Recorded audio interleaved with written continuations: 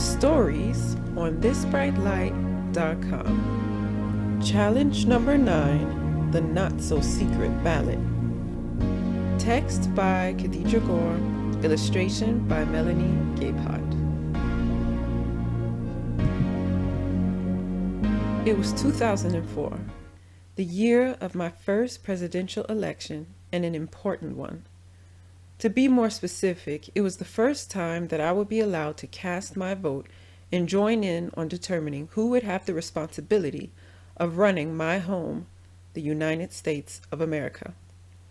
The Republican George Bush was up for re-election, and the Democrats had chosen John Kerry as the worthy opponent. Among these two main candidates were many others from different parties, such as the Independent and Green parties.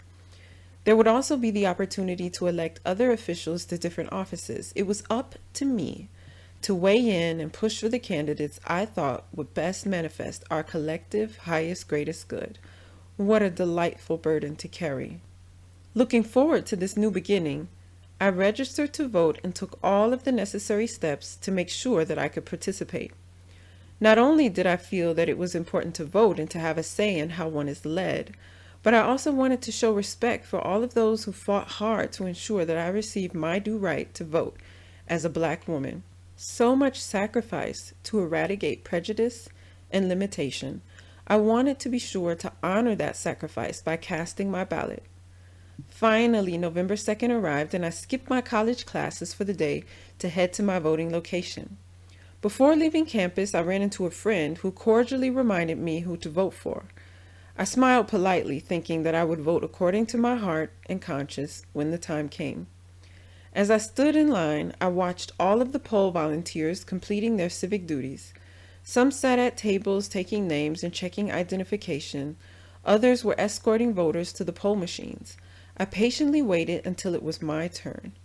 After checking in with the election judges, an elderly Black man with salt and pepper hair showed me to my designated poll machine. I walked in feeling ready. I looked to the left to see the poll curtain was closed. I turned my attention back to the ballot. Carefully making sure to follow marking instructions, I chose the presidential candidate I thought best. Breathing deeply, I took in the proud moment. Before I continued on to vote on other officials and amendments, I felt the hairs on the back of my neck stand up.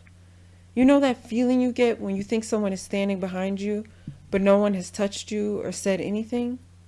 Heeding the eerie warning on the back of my neck, I turned to see that poll worker, who had escorted me to the voting cubicle, was still standing behind me. He had peeked in the closed curtains to watch me vote. We stared at each other. He stammered something about whether I needed assistance. Clearly I did not. I stood there torn between giving him a piece of my mind and wanting to turn back to my ballot. I chose the latter, and in a much more subdued mood, finished casting my vote for the 2004 election. When I left the booth, the poll worker walked past me, once again escorting other voters to their machines. I moved to stop him and confront his behavior. I felt so annoyed at him infringing on my right to a secret ballot, a right that came at a huge cost. In those few short moments when he walked past me, all I could manage was a determined frown. Have you ever felt like you want to speak up, but your voice catches in your throat and you find yourself nestled somewhere between annoyance and anger? Even now, I still look back on that day and feel disappointed that instead of speaking up for my rights, I took pity on his age. He can't have been much more than 60 years old, which seemed really old to me back at the age of 20. I wonder how many voters he secretly watched that day. More importantly, I wonder how often over the years I took pity on others instead of voicing my concerns and needs. Have you ever made excuses for people instead of standing up for what you know to be right? I was very good, even overzealous, when it came to standing up for others. When it came to speaking up for me, I often found myself just letting it be or reassuring myself that I could take the heat. You teach people how to treat you, and sometimes it is good to remind others that you have not only needs, but also constitutional rights that are to be respected. That was my first and last experience at the polls so far. Shortly after that election, I moved overseas to Germany and have been casting my votes via absentee ballot ever since. Bush won the 2004 election, making life overseas somewhat difficult.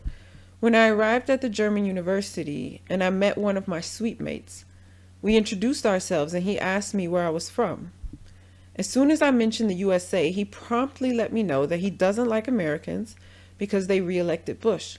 He quickly added that he liked me, and he liked the other American suite mate he once had, but in general, he doesn't like Americans. So he doesn't like Americans, but he likes all of the Americans he's met so far. I thought to myself. It didn't seem to me that he had reflected well on his prejudiced opinions, but we would be sharing the same kitchen and bathroom for the next months, so I decided to let it slide. As we move into the coming 2020 presidential election, I hope that we will all rise up and take pride in our right to vote. Many women and men sacrifice their lives and rights to set strong foundations for future generations. By exercising our right to vote, we too have the opportunity to take part in democracy and be instrumental in establishing positive foundations for the generations to come.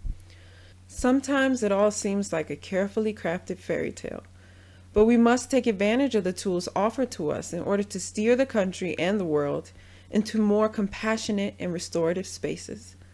Over the last months, many have worked hard to define what it means to be privileged. Privilege to me is when you can say that you didn't know that poverty, unemployment, or racism exist, that because you had never experienced it for yourself, you thought it to be a non-issue. What if we could move the world into a space where issues such as these indeed become mythical, not just for a portion of the population, but for all?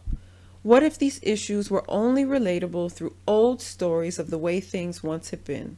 Our next generations could grow up saying, yes, my ancestors experienced poverty and racism, but I have never experienced it, and I don't personally know anyone who has. Thank you for listening. If you like what you heard, please remember to give us a thumbs up. More stories, more values on thisbrightlight.com.